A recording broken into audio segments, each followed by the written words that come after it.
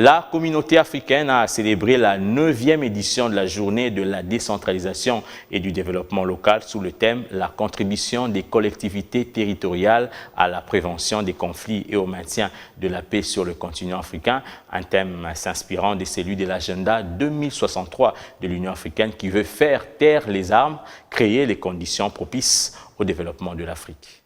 Renforcer les capacités des gouverneurs de province, des maires, des bourgmestres et de tous les responsables des entités territoriales déconcentrées et décentralisées en matière de prévention, de gestion des conflits et de maintien de la paix, c'est la règle d'or.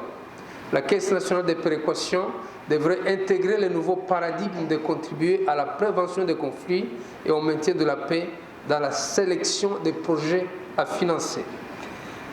Le fonds de péréquation doivent être effectivement payés à l'avantage de la solidarité nationale. L'emploi et le travail doivent être pourvus aux milliers de jeunes méritants et qualifiés. Et les métiers doivent être pourvus à la jeunesse désœuvrée. L'attention particulière doit être fixée sur le sort des enfants soldats ou ceux courant le risque de le devenir, mais aussi cette attention particulière est attendue sur les cas des femmes pour l'égalité des chances et leur protection en situation de conflit. Des entreprises moyennes et la classe moyenne doivent être créées et résorber le chômage.